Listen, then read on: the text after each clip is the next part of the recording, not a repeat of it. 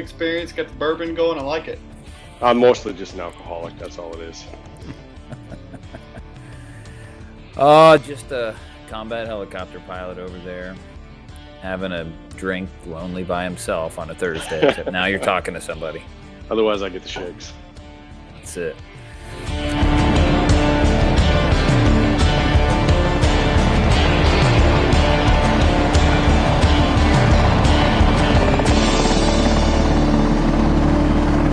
All right, Steve, give us the intro, man. Like, I know Air Force veteran, obviously stud, came out, but, tell me a little bit about yourself and give us the story. I was born and raised right here in Austin, and one of the few. A true Austinite, and couldn't be more proud. Love being able to live here now with my wife and son, Carson, and shortly after graduating from high school here, I got tricked and went off to a service academy at the Air Force Academy to go play what I thought was just college football, only to find out shortly thereafter that there was something called a military service commitment after that. Where'd you go to high school then? So you played football at the Air Force Academy?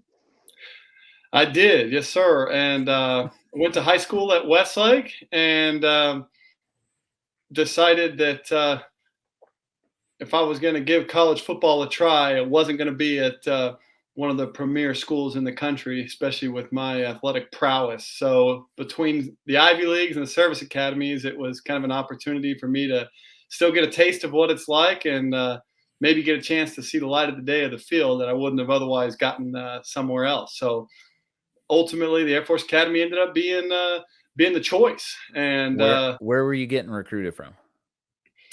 Got recruited from the majority of the schools in Texas, as well as SEC and Pac-10 at the time schools for both, for football, basketball, and baseball. And ultimately, being the school that Westlake is, ended up, going with football on that. Had a chance to play with Nick Foles, was in my class, childhood buddy, and we had the opportunity to take it all the way to the Texas 5A state championship, only to fall short to South Lake Carroll. So was that your really, senior year? Senior year, graduated in 2007. So you went to the state championship your senior year only. Senior year only, and you guys lose, and we lost, and we went up 14-0 at halftime, and came out strong, caught a touchdown from Nick to go up 7-0, and thought we had it in the bag, 14-0 at halftime, and we came back, and ironically enough, Riley Dodge, coaching at South Lake Carroll right now, was at quarterback, and his dad was the coach who Todd Dodge is now coaching at Westlake. Mm-hmm. So bringing it back full circle. So we had a hell of a run, had a lot of fun. And I like to say I was just a product of the system. There were far better athletes than me on the team, but given the exposure from Westlake and all on the recruiting trail, I was just fortunate enough to be a part of guys that were a lot better than me in that regard. So I don't know if you know, but Bob was clearly not the athlete you were, but he played a little bit of minor league baseball. But I don't think he was getting recruited by Ivy Leagues. I don't know. I mean, it's kind of like the pinnacle of football, right? I'll tell you what, man. So growing up in Colorado, I went to go look at the Air Force Academy as well. And I got picked up by them to go play baseball as well. And okay. So I don't know how you did it, Steve, but like I traveled down there, and I'm sure you did the same thing, like travel around with all the different teams and kind of figure out who you want to play with or who's got the best potential. But I remember going out of the Air Force Academy and, those normal couple days, they'll give you hey, come practice with the team, see what you think. And it was interesting. Like it was a much different, just at least baseball program they had there for a lot of the other stuff that I was looking at around there. But it was kind of Gucci, I ended up choosing not to go there, but it was a good place to go play ball for a little while, at least in Colorado. Oh, absolutely. For us on the football side of the house, they've got the recruiting down to a science where they don't even show us, quote unquote, the hill where all the madness happens. They just bring us down to the locker room, bring in the cheerleaders, and show us the Nike contract and all the facilities that they have. And we had a chance to go to the football house that we had off base and have a good time there. And the guys showed us that, hey, this is college. We've got parties, we've got girls, and come play with us, only to find out that we had to rack up with a couple other guys and tote around a rubber ducky, and then all of a sudden have to commission after that. So that was the big surprise. But they definitely do a great job roping you in. They've got unbelievable facilities. And one of my previous commanders, actually, Mike Kozlowski, is the head coach there, coaching baseball at the academy now, and he's having a lot of success. Former C-17 pilot himself, retired Air Force officer, and now he's at the helm of the baseball program. Nice, man. So you looked at West Point, looked at everywhere. You're like, Air Force Academy is where it's at. I just want to fly jets and go fast. That's it. No. That's the motto. That's the mantra. And I got to see West Point in February. So as soon as I landed and got to see the dreary skies, it was who recruits to West Point in February, man. It's the Army. It's like, hey, it sucks. Come join us. Yeah. So there you have it. And we looked at the schedule compared to the Air Force Academy. And the Air Force Academy, we had Notre Dame and South Bend coming up from my freshman year, and a couple other great programs on the on the schedule. And so for me, ultimately, it was a chance to scrap it around with the big boys, but also get a chance to to go to such a top engineering school in the country. And as cynical as we all are upon graduating, it still remains, between the brotherhood and in the experiences that we had, the best decision that I ever made in my life. And to get a chance to still serve right now in a reserve capacity, I wouldn't trade it for the world. And that all started, when I was 18 years old and took the appointment to the academy. What's your commitment coming out of there? Was it 5 years? Yes, a 5-year commitment, whereas one more year added on from the ROTC. And so then what'd you do? And you graduate or commission from the Air Force, football days are over. Football days are over. My career playing football was ended early due to multiple TBIs that I occurred there. So prior to graduating the academy, I was playing pickup basketball, got approached by a gentleman across the street at the Olympic Training Center, and said he wanted to teach me about a sport called team handball, which I had never heard.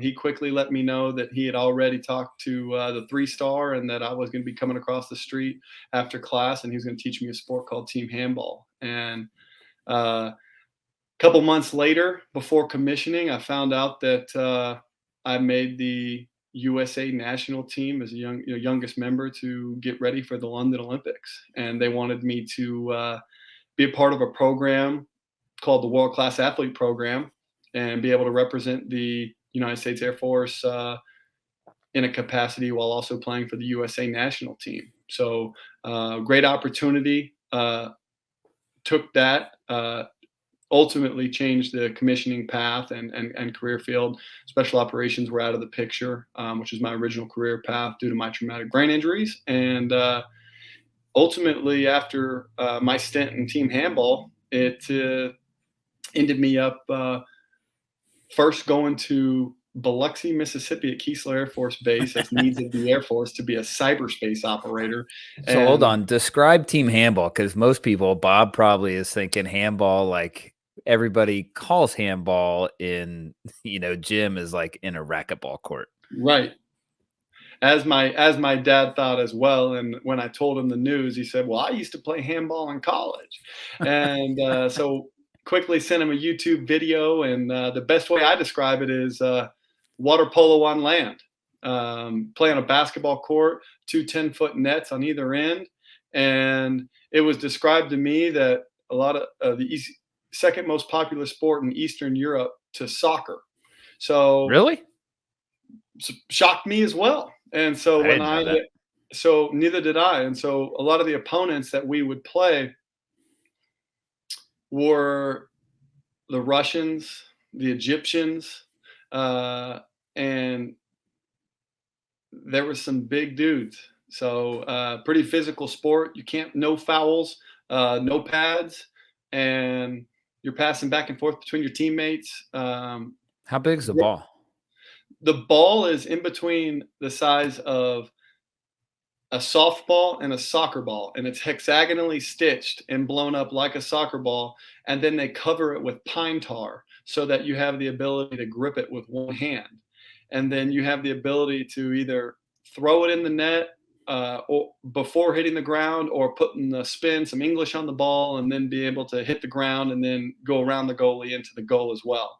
And you've got an arc similar to a 3-point ring, like in basketball, that you have to leave your feet and shoot before you cross that line. So it's all about getting vertical, creating space with your defender, and then making a shot on the goalie. And so goalie like soccer, right? Goalie like soccer, very high pace, back and forth. You can dribble it, pass it. Once you pick the ball up, you've got similar amount of steps, just like basketball. And me being left-handed, it only left me a unique position on a particular side of the court, the right side of the court, so that I could approach the top of the key, so to speak, and be able to shoot with my left hand on that. So I like to say that definitely, helped my odds when it came to the Olympic tryouts, the national team tryouts. How big are the athletes on the Olympic team? Like, are these like rugby players that are just faster, or what is this? On our opponents in the various countries, yeah, we're talking 6'8", 280 pounds, this mountain of men that would just eat you for lunch. And that's exactly what they did. And a lot of times I have got, multiple scars on my knuckles from teeth, and when you're clearing your hand to throw, very physical sport in that regard. But on the US side, without it having any exposure, we don't have the type of top tier caliber athletes that we could have. So I like to joke and say too, if Michael Vick, Kobe Bryant, or LeBron James knew about team handball and representing the USA team, there surely wouldn't be a spot for Steve Shaffer. So that's kind of where we're at as far as the current talent that we pick from the national team. And each position, no different than in basketball, comes with a different body composition. Point guard or your point person in basketball would be similar to your point person in handball, more of a shiftier, nimble, body control type of guy. And then each position, changes their body type on that. Is it 5-on-5 or what is it? Yes. Interesting. I didn't know so much about it. All right. So you're training. I think most people didn't realize there is a world-class athlete program, right? I don't know. What were your thoughts on that, man? Did you even know about it? I had no idea about it. It came as a complete surprise to me. As soon as they broke the news and it came from a letterhead to my government email, I responded back to them and said that even though it sounds great, unfortunately, I commissioned on the 25th of May, 2011, and I've got to serve the country. And I quickly got called in, and they let me know that that didn't have to be the case. And that's when they introduced the World Class Athlete Program, linked me up with another grad from the Air Force Academy that was a year ahead of me, already further in the pipeline. And he told me he was signed on with the pro team in Heidelberg, Germany, lived there, was getting paid his lieutenant paycheck, and traveled around Europe, grew out his beard, and played handball. That was at 21 years old. That's all I needed to hear. And I was in. So, especially at the time and the climate of the war, where we were at, to be able to do that for a while, I was an easy sell on that. And unfortunately, I wasn't aware of the fact that, unlike swimming or track and field, the USA doesn't automatically field a team in each Summer Olympics. So in our specific case, the USA team handball program didn't qualify for the 2012 London Olympics. So you graduate in 11, you're playing for a year, and you're like, great, I'm going to be an Olympic athlete. Here we go. What happened, dude? How'd you guys not qualify? There's a Pan American Games that was held in Guadalajara, Mexico, and there's only a certain number. Sounds like a nice place. Oh, sure, certainly. And so we're ready to load up, and certainly they let us know. I realized that. I didn't know until then that after there's only a certain amount of teams coming from North, Central, and South America that be able to get a berth to the actual London Olympics, and we weren't part of that cut. And so shortly thereafter, the rest of our teammates go about their daily lives and go back to their jobs and their family. And myself and one other military officer got the call, and buy some boots, boys. You've got needs of the Air Force, and Shaffer, you're headed to be a cyberspace operator. And that's what every academy grad wants to be, isn't it? You imagine going to the academy, sucking it up for 4 years, gonna be an Olympic athlete, and now you're like, yeah, I'm gonna go be a cyber warfare officer. Exactly. And stupid me, every commander that I had was an aviator and said, you're an academy grad. I don't care if you need your vision corrected. I don't care if you need anything. You're going to UPT.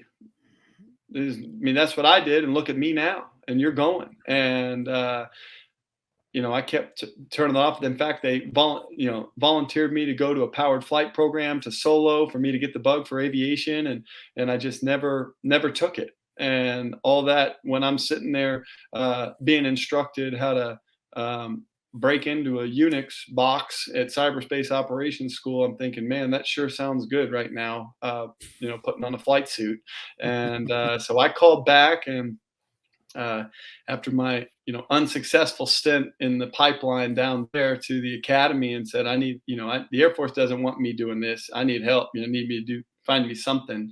I was supposed to be an acquisitions or contracting officer, and came back, well, we can't give you that, but you can go to become an intelligence officer. And off I went. So after training to become an intelligence officer, I had met my wife shortly after graduating and realized I better actually, put my face in a book and get after it. And we were fortunate enough to be able to get our first choice of assignment and job being stationed in Hickam in Honolulu at Hickam Air Force Base, and also doing some intelligence work for one of the agencies. Now we start getting into academy stuff here. Oh yeah, now I end up in Hawaii. Well, that's one of the big things I've always heard about the benefit of the service academies is the network. So I'm assuming you're working with the guys out in the tunnel out there, but correct. Yeah, so I've always heard that that's one of the benefits of the service academies, where Dave and I are ROTC guys, but that network transcends your entire career and things like that, for the future, which who knows, maybe brought in future employment for you as well. But that's one of those things I've always kind of noticed and been, somewhat envious of whether you're an Annapolis guy, a Colorado Springs guy, or a, Hudson River guy. They got good things going. There's a lot of benefits that come from that academy stuff, and it looks like it pops you right in the tunnel. You're exactly right. And they didn't quite convince me when they said you're joining the long blue line, and we've got the opportunities, and you've got your brothers in arms going towards it. But then we had another saying between the football guys as well, and you're joining the Bolt Brotherhood, and that still stands today. And those were the guys that we were suffering through aeronautical and astronautical engineering up on the hill, and then we were getting crushed in between the lines of the gridiron as well. So those were the guys that even to this day,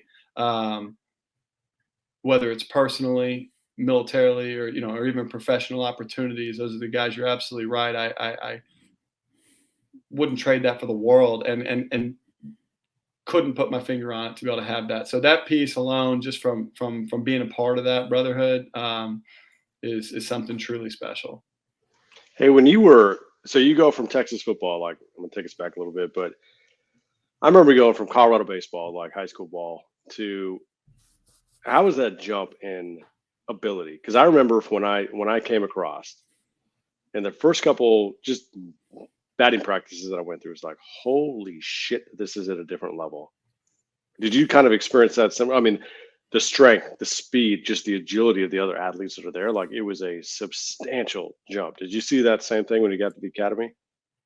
It was, but it came later on in my freshman season. So I had the chance to play on the varsity team and get some playing time as a true freshman. And Bob, you don't show up at Westlake as a 3-sport athlete and just are average when you get to college at the academy, right? Like what he's telling you is Texas football prepared him for D1 athletics. Well, I definitely think that from coming from Westlake, my position coach came up to me in warmups, and we're playing South Dakota Baptist Community College, and we've got 1,200 people in the stands, and my coach is wondering, "Well, you not nervous? You're not doing this?" And not knowing that here we came from having to go play on Fox Sports Southwest in the state championship, and it's being televised and packing the stadiums. And I thought maybe I could do this whole Division I football playing at the academy, especially in the Mountain West schools with New Mexico and Wyoming. But certainly the season progressed, and we go play BYU and Notre Dame, and my whole family's tuning in to watch me play. And the only thing that they see is me just getting crushed by every single opponent and just being splattered on. What position were you playing? I attempted to play tight end, and I couldn't eat enough peanut butter and jelly sandwiches in my dorm room at night to gain enough weight to be able to go up against these 300-pound defensive ends and defensive linemen. And as each game progressed. How tall were you back, or how tall are you now, and would you weigh back in college? I'm 6'3".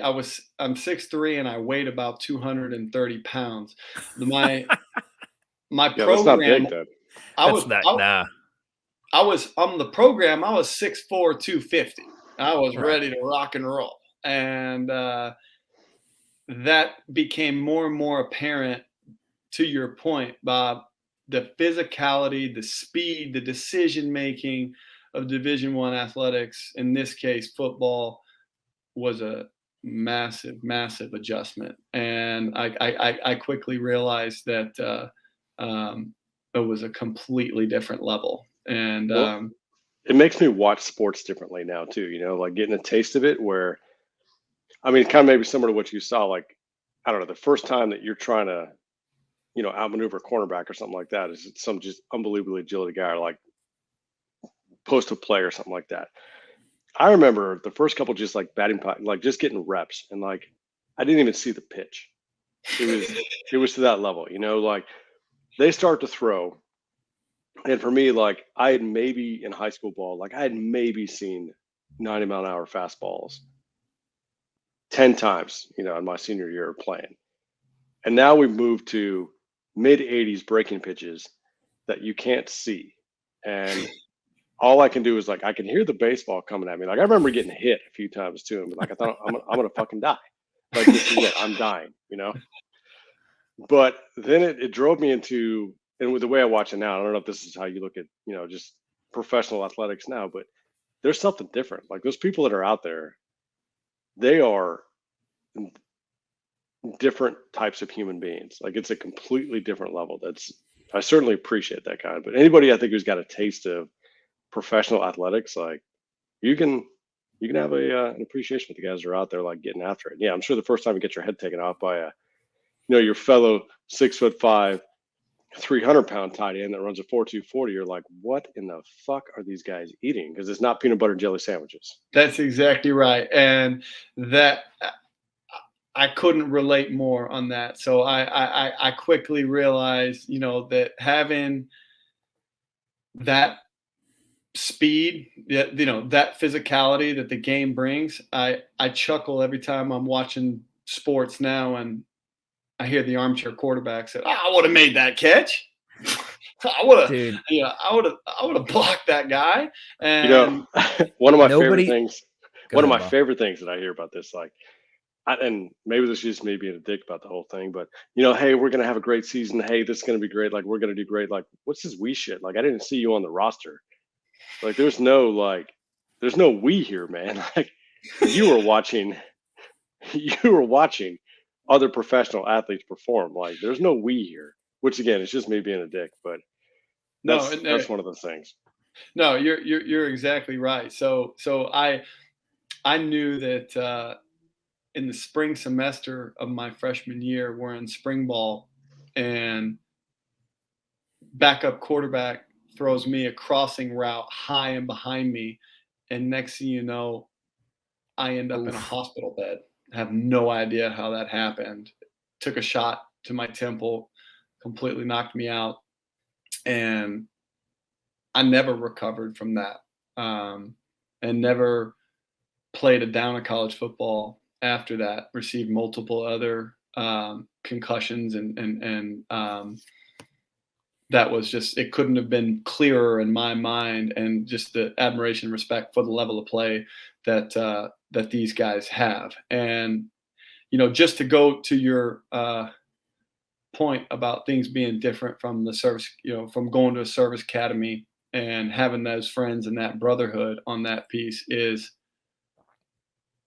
I would watch my fellow grads fly Raptors and become special tactics officers and work with them, on the mission set. And I could tell, because of their past and their experience and what we've done, they're just a completely different breed.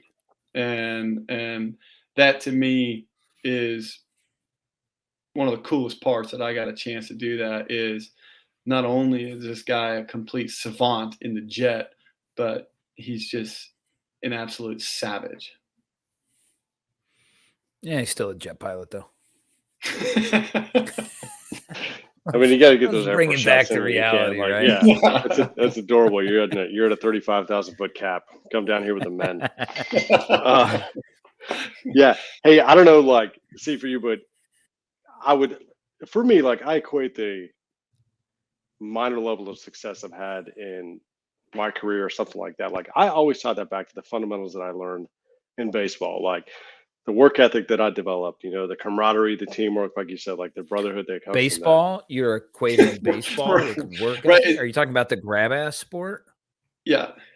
I had to. Yeah, actually, if you don't mind, Dave, there's a couple of professional athletes talking real quick, so we'll get to you in a second. No, Bob, actually, Dave cut me off. I was wondering if you were having these thoughts, or these kind of illusions when you were sitting in the bullpen drinking Gatorade.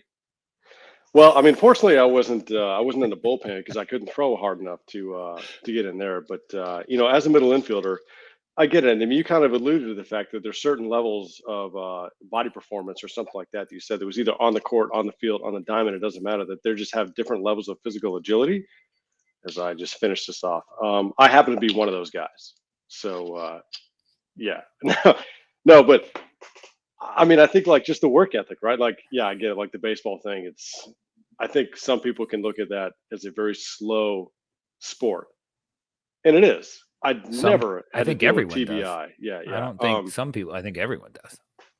But I think that no matter, like, what level of, like, performance that you're playing, and even equated to, like, the handball thing you're talking about, I didn't fucking know anything about what handball was, but if you're going after 6'5" Russians and try to, like, take these dudes down, that work ethic, that desire to, like, perform and win and things like that, that has transcended my entire life, and it's caused a lot of success, and it's caused a lot of problems, and I can only imagine, like, now tied to the Air Force intel community, where no, I'm here to perform. Like, I'm here to win, and not everybody always has that mentality, and I only find it in, like, very small factions of life.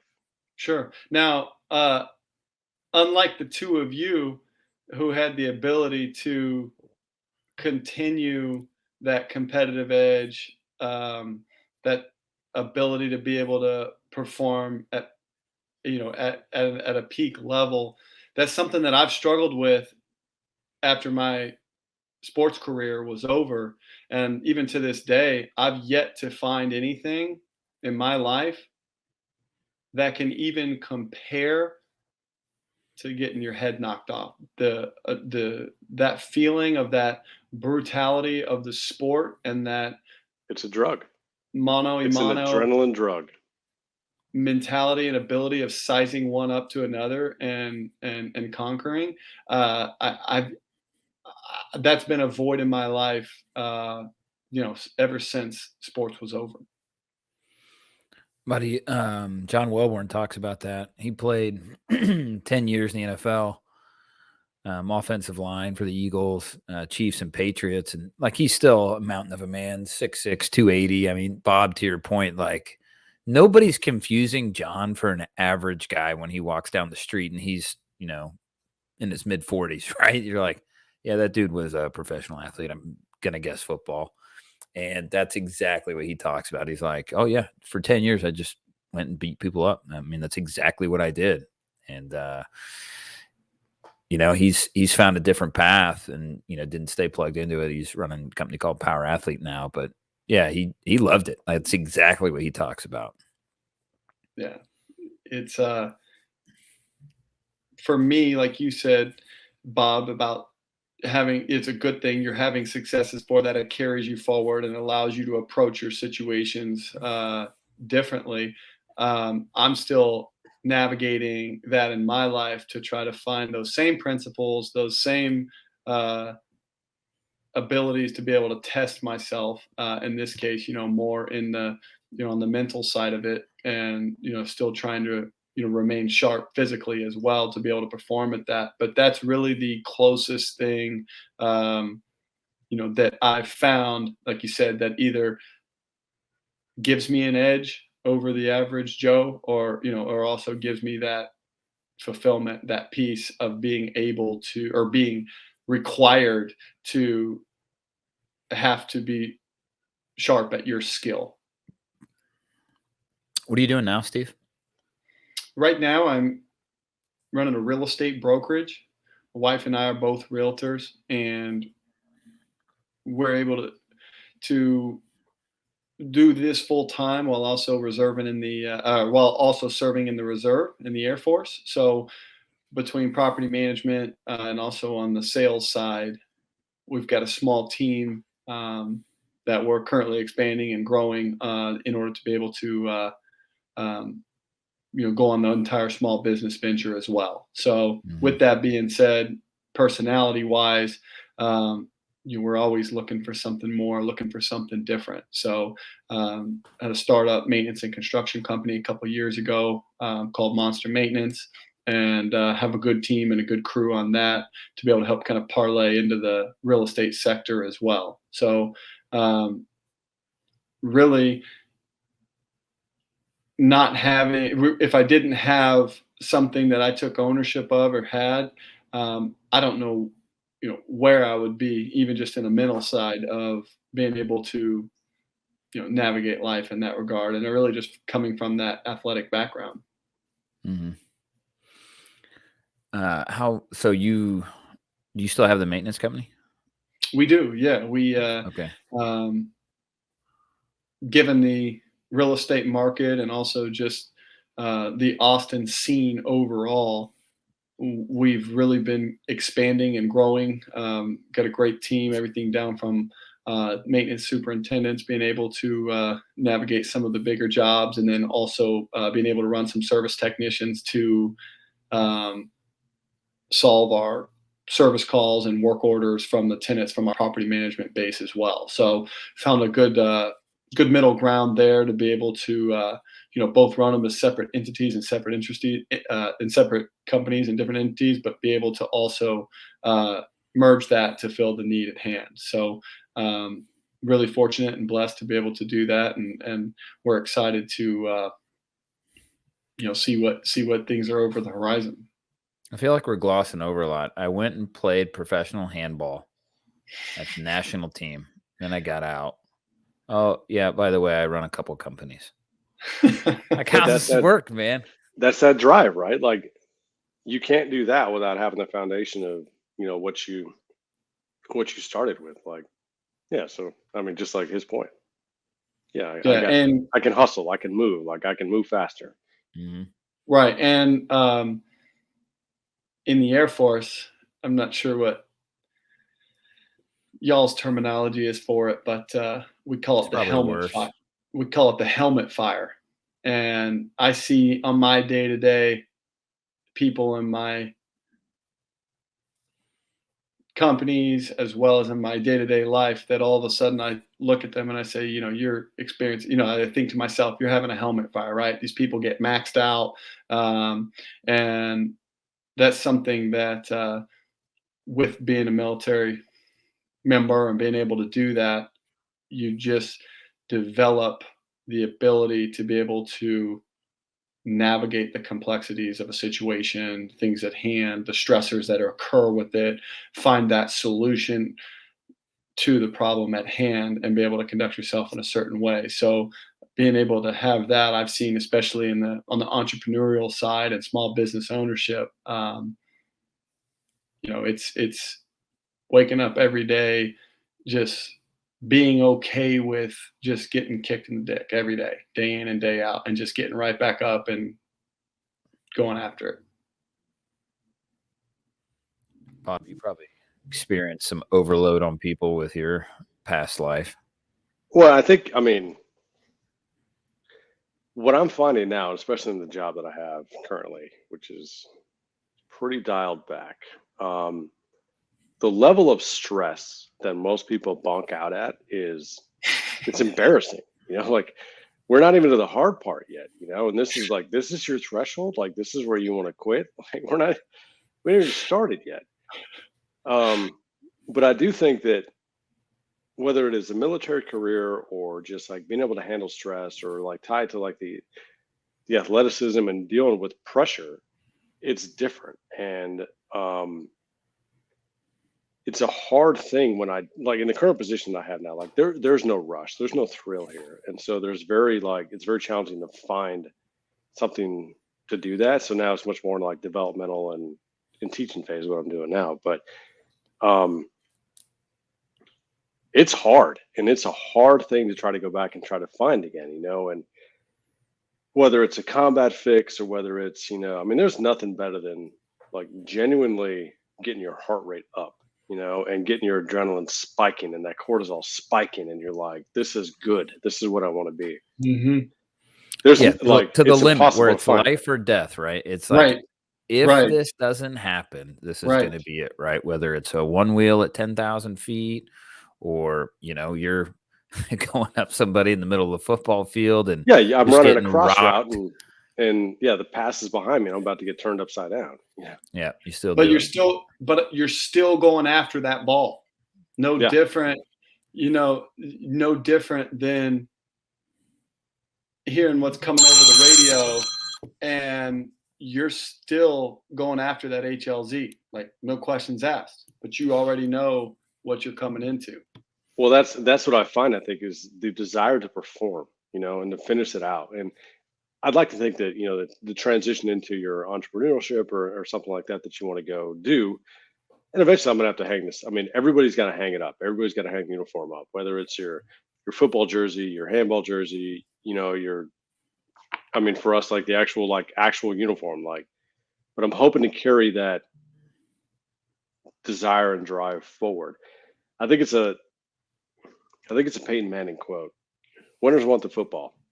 Like, when things are dicey and things are not going well, like, no, I want that. Give me that. Right. And so I would imagine, like, what I'm seeing in stress and stuff like that now, of just general life things that are going on, this isn't stress. Like, we're not even there yet. We called it whiteout. You can see when guys, like, they white out, whether it is under a high stress event and they're out. Like, that, like, they're awake, but they're not there. Right. And it's similar to getting like choked out or something like that. I'm sure, like, just getting rocked off your feet. Like, the lights are on, but nobody's home. That's a hard thing to like find again. That drive, and while I'm not sure about you yet, Bob, I tend to be around guys in my day-to-day life that I know aren't going to experience a whiteout at any given basis, any given point because of that. And anybody who I come across that I see that, it's difficult to relate to that piece because to exactly like you said, if this is your threshold, then I can't. I don't know where to Life go is going to from be here. hard. Life It goes is going to well be when hard for you. it goes well when you're that patient with your wife.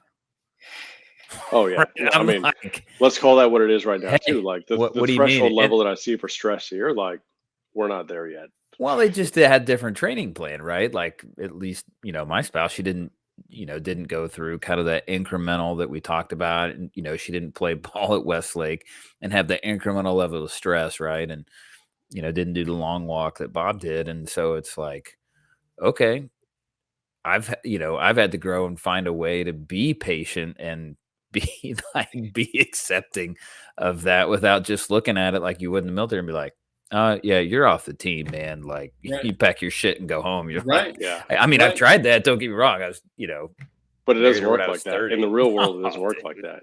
Right. But I mean, maybe to your point, Steve, like I found that like the inner core of people that I genuinely call my friends, which, right. This may be good, bad, or indifferent, but it's a small core of people. Those are the people that I can know that get it, and I've also found those are the best ones that call you out, when you're being a little silly or doing stupid shit. Like those are the people that I want because one, they know you, they know what your performance can be, but at the same point, they can call you out for being a bitch, and those are the best critiques in the world. That is, and I need that, and I look for that. To go back to that. My wife consistently reminds me that you have got to be the most non-empathetic person I have ever met. Oh yeah. Oh yeah. Never. And and again, it's just to that whole point. Yeah. I don't know what your guys' technique is, but that's when I just throw her the red shirt and be like, "That's why you're staying on the red shirt. You're not here. You're Now, not there see, yet." tables get turned in my world. You guys both know Jessica, and man, when I had a tough time transitioning from active duty and landed as a VP of operations of a tech company, but it took 5 months of interviews and people just like literally just nah. You're a military guy? Nah. Or, hey, you're overqualified. I don't know what to do with you. Or, nah, man, I'm like, I'll take an entry level sales position. Like, just let me sell boots. And they're like, nah, we're good, man. You have no sales experience. I'm like, you serious? So you kind of go in the valley of sorrows. And I remember I was complaining the house one time and just like moping around. And, Jessica hadn't seen that side of me. It was always, flying helicopters and blowing stuff up, doing all that, right? Uber, like unrealistic amount of self-confidence is really what she'd been around. And then I'm limping around the house whining, and she just literally goes, I didn't realize they married a little bitch boy. You got to figure this out. And I'm like, okay, good point. Yeah, all right. So there's that. But that's what I need. That's how I perform That's best. exactly what worked for me, right? It's those open ice checks that you don't see them coming. You're like, okay, I need a second to recalibrate my brain, and I'm gonna get back up, and I'll be okay. That's right. And that list is short, I imagine, for the three of us, as well, and those type of, especially, men in our lives, to be able to. I try to explain it to Whitney that the type of men that I want to be around are the ones that a quick phone call and, hey, I need you. And without hesitation, for whatever the reason is, the car's going in drive, they're headed to the airport, you name it. And that's what I'm used to.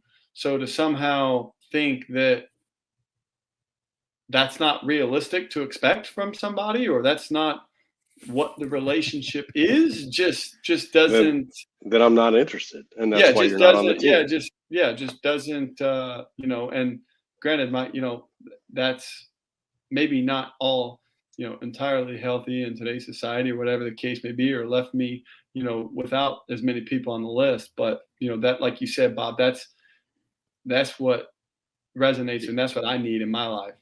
It keeps the list pure.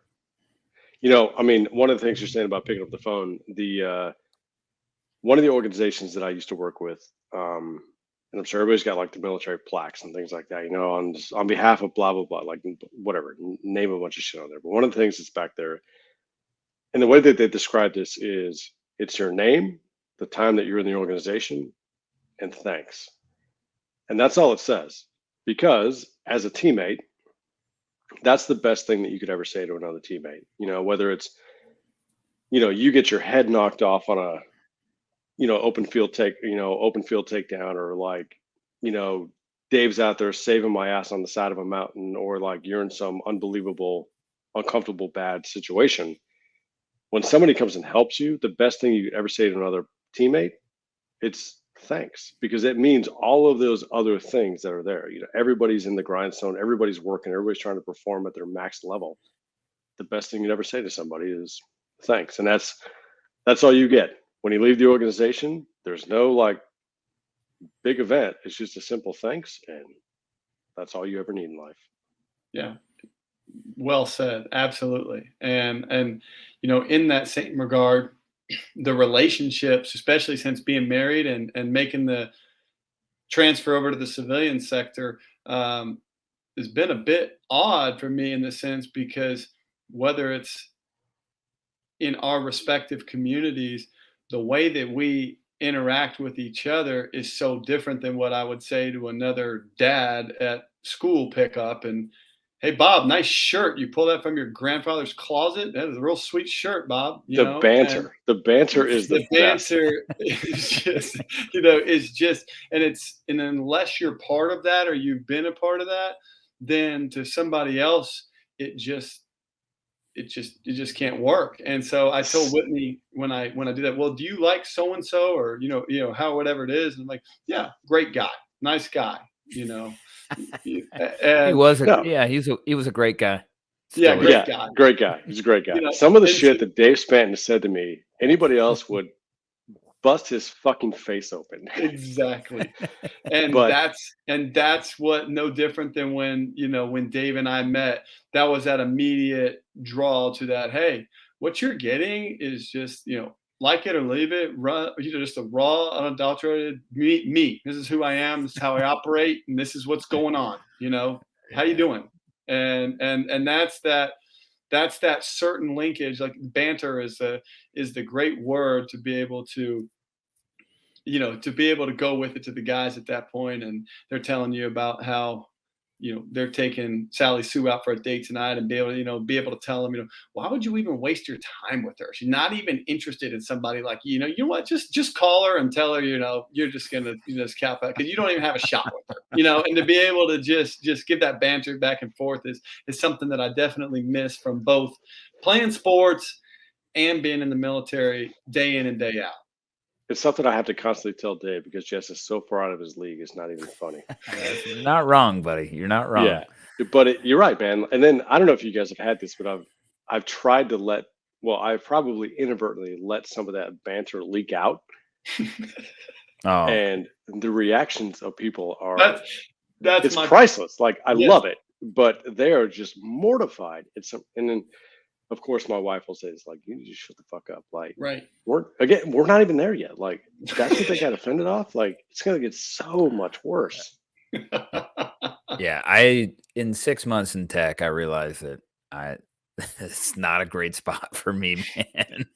Like, this is not going to be a good transition company. And so, we fired 40% of the company in one day, including myself. And I fired them and myself. And it was like, yeah, I'm good, man.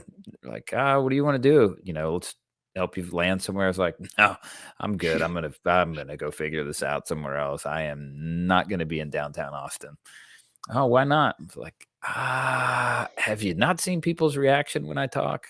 I can't afford all these lawsuits that are going to come down, because again, like when I say fuckstick, it's a term of endearment. Like this isn't a bad thing. It's just good. Right. And then Go ahead. It's that whole thing of being able to describe to somebody if you're not rubbing them, you're not, ribbing them on that and being able to say that, then it's like, because it's not even They don't worth, care. no, Yeah. it's just not even worth the time. So I think finding that balance on, on the day to day and navigating the life of where it is now, more so on the civilian side of the house. I think it's that relationships that you have on the people of being more direct and like, okay, who am I going to spend my time with? Who am I going to invest in and be able to have that? And who is going to be there to support and be able to go through that and navigate life together? And it becomes, clearer and clearer for me. I'm on, year 3 outside of active duty, and, and I'm still trying to play that game, the chess game. How do you navigate that? Like, what are you doing to successfully navigate that? For me, it's a matter of challenging myself to know that on any given day, I'm going out to professionally provide a service. I'm going to be fair. I'm going to be honest. I'm going to be transparent, not only in what service I'm providing, but who I am and what I stand for. And as long as I can stay in that lane, then I know that regardless of what the reaction is, regardless of what the result is, that I'm good. And I'm going to keep marching forward, so to speak, and be able to keep doing that, regardless of what ramifications happen from a results perspective or what the relationships change in that regard. That's been my approach towards it. And I don't have a way of measuring the effectiveness of that, but that's how I've been navigating it, at least to the best of my ability. Kind of back to goal setting. I think a lot of folks struggle. Military folks, when they come out, is that goal, right? Because, Bob, when you were at each one of the different special operations units, it was, hey, this mission is what we're doing, and then that one's complete, and you go to the next one. But it's overall within the same spectrum of projecting power and defending the United States, right? And then Steve, where you're at. And so then when you get out on the civilian side, it's like, okay, what am I driving towards every day? Because that looks Right. cool, and that over there looks cool, and somebody's asking me to do this, and then you've got, no basis of like what you really want to do, and then what you're trying to be successful in. And so it's taken a while to and identify anything that's a distraction to success in that lane, right? Because it's hard to identify that lane, but you've clearly kind of navigated it well. So far, only being 3 years out and super successful. So interesting to see how you're doing that. Yeah, well, I'll push that back and ask you, Dave, what does the end goal, the end result look for you in your life to be able to sit back? Let's fast forward 20 years from now. What does that look like for you? And when you could sit back and say, I've done what I wanted to do and I feel good about it.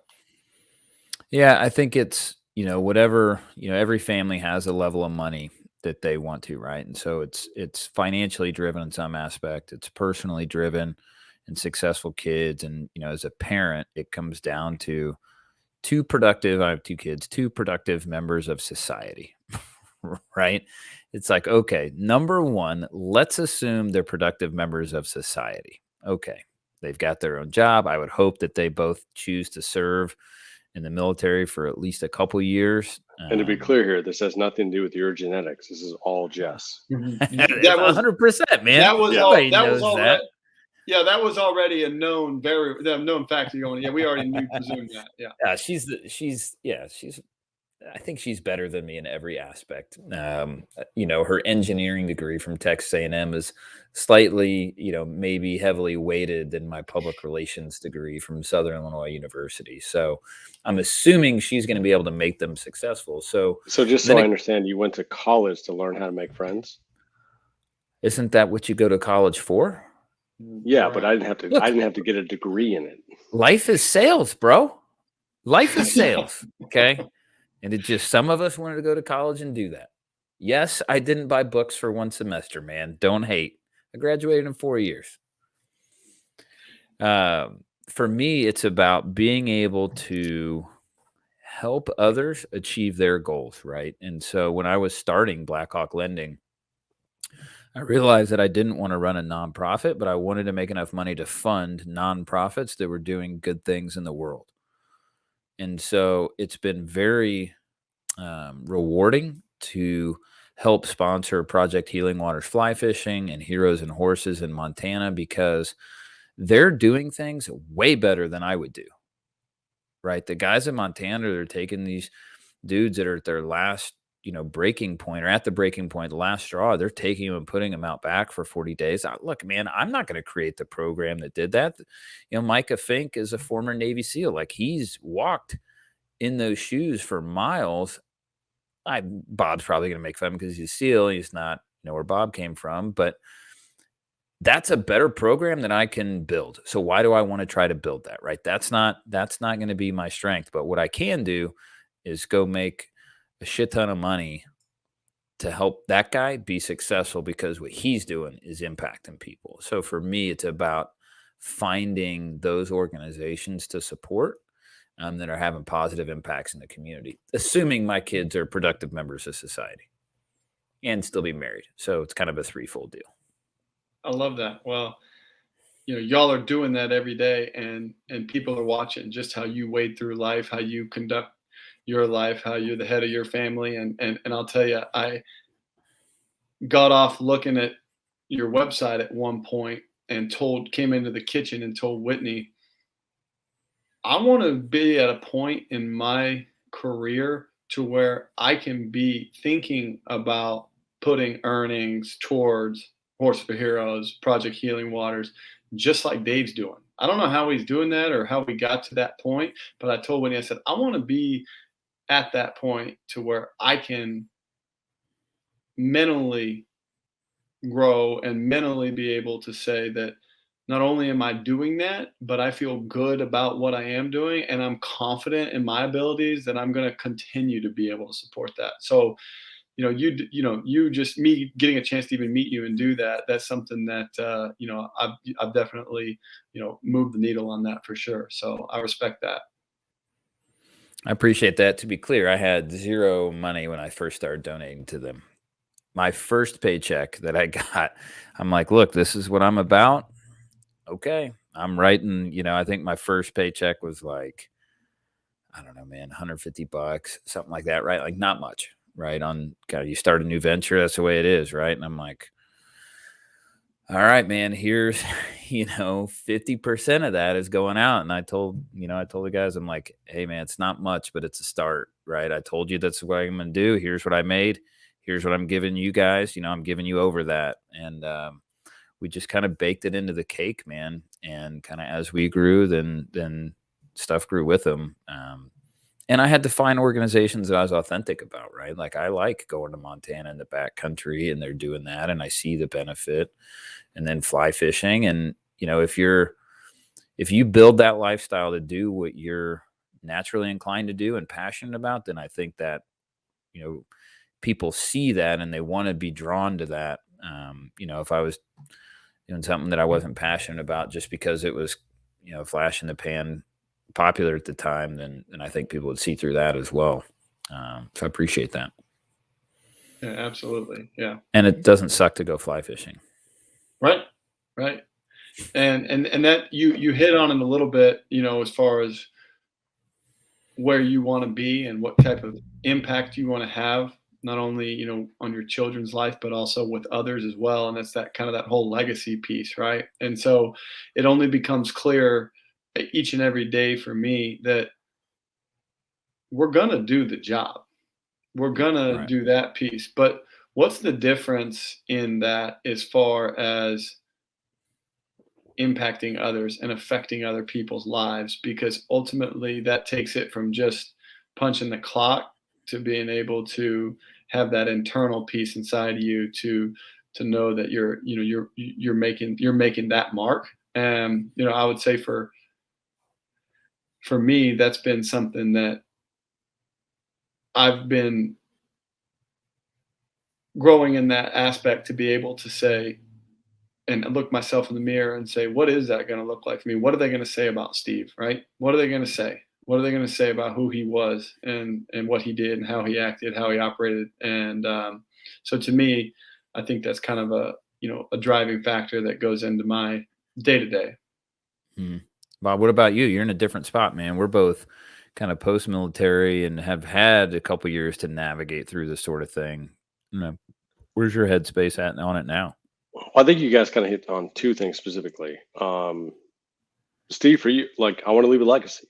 I want people to, I would like to think that I'm the type of person where if you need something, you can call and I'll figure it out. Like, I will move mountains. You're not. Yeah. I don't. No, well, not to you, but to the other people that are out there.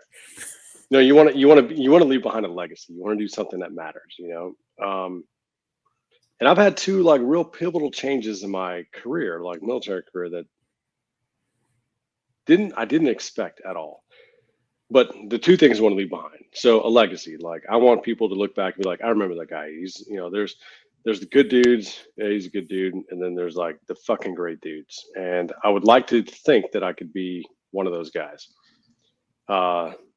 Just a good dude. That's about probably all I'm going to get to. But I've got 3 kids. I want them to be successful in whatever they choose to do, and I think that one of the things that I think that you can define success as for your own like personal life is how well you can mentor and guide, your kin or your next one, whatever they choose to do in life. I think that that's going to be like my measure of success. But the majority of my career, I've spent my nights hunting people, and it's fun.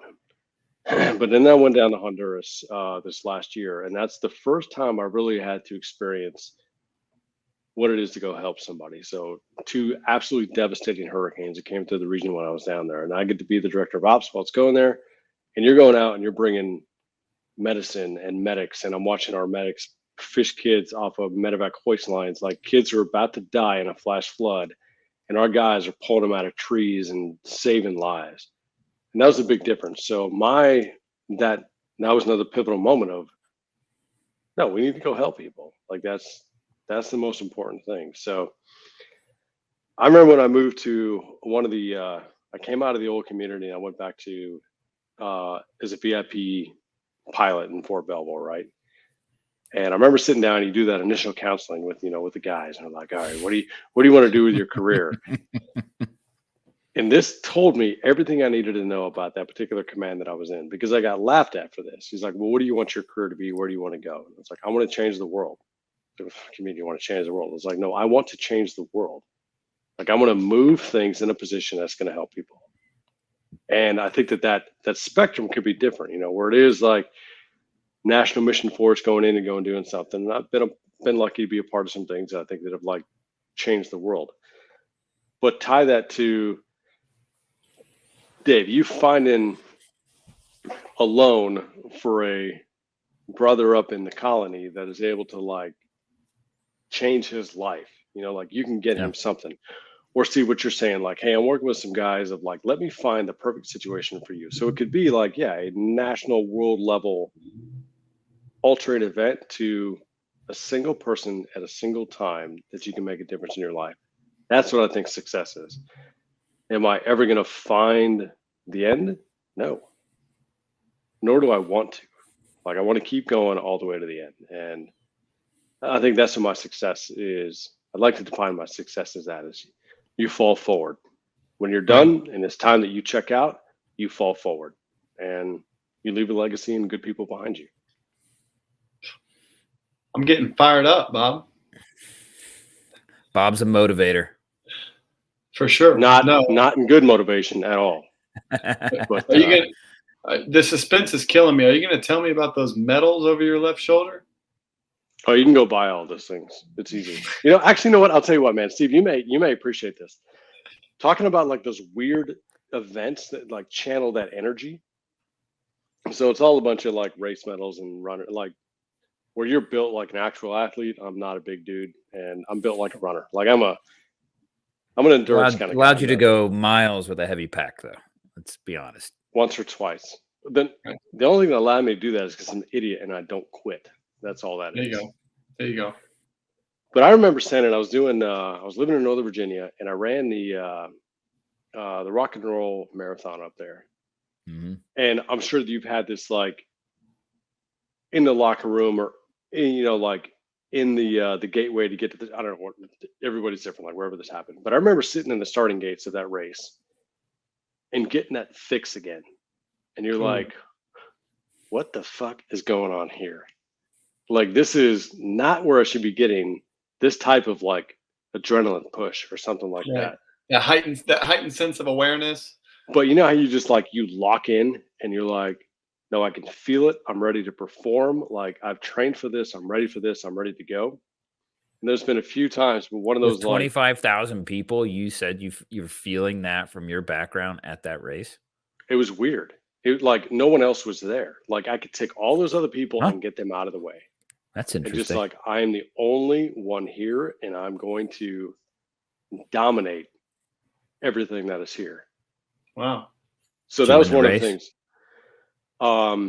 There's some Kenyan dude but I tripped him at the end and I won him. But dude, I was running the Houston marathon years ago, right? And I'm like, okay, I'm gonna run this thing. My wife's like, hey, did you train? I was like, ish, and I'm like coming in at, I think my goal was under 4 hours, and it's like, I don't know, man. I think I finished in like 4:20, literally the worst race I've ever run. And at like mile 22, my left leg cramps. I take a step, my right leg cramps. Like, so like I'm finishing this thing, but I am shuffling in slow. Right. And what I didn't know is I had started bleeding. Like it was 55 degrees. My nipple had rubbed raw and I'm in a white shirt and it had just hold on. Basically. Steve, do you want to grab this one or me? No, just let it go. Let it go.